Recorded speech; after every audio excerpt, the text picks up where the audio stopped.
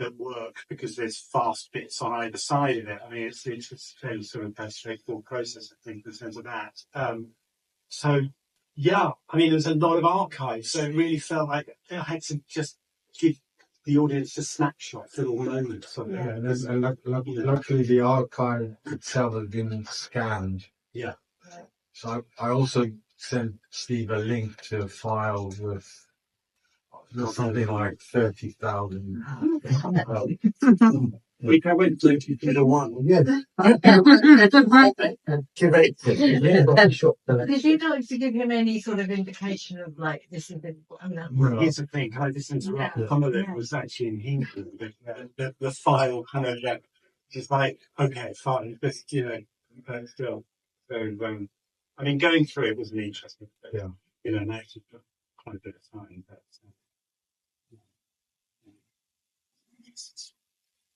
And was this intention, the decision to have the negative at the start, was this related to the fact that there were archived and there were film strips? It was related to the kind of materiality that you had for the content.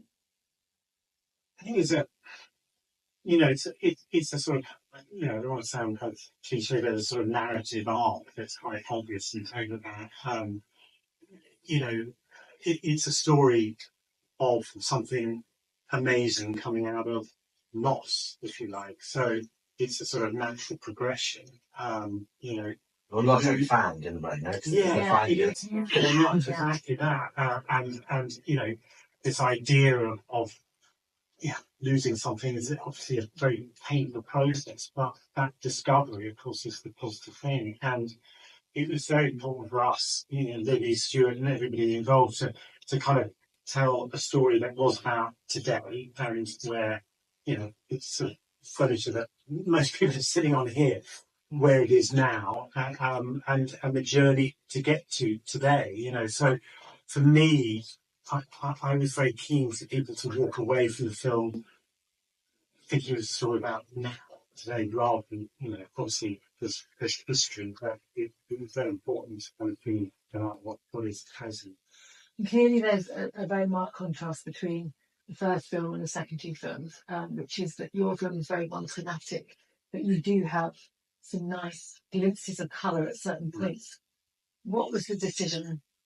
Why was that decision made? Well, Stuart is in here. So Stuart is our sort of DOP, our director of photography, and so we sort of sat down and chatted about it. And of course, all filmmakers love to do things like that, roughly like that, which everything is these days. So to do it as a wide screen thing, I think the black and white gives it a kind of continuity. It makes it all sort of fit together. To be honest, I imagined it all being black and white because it was a way of unifying different bits of footage, everything from bits of video to stills to kind of Super 8, everything was in there. But as we went through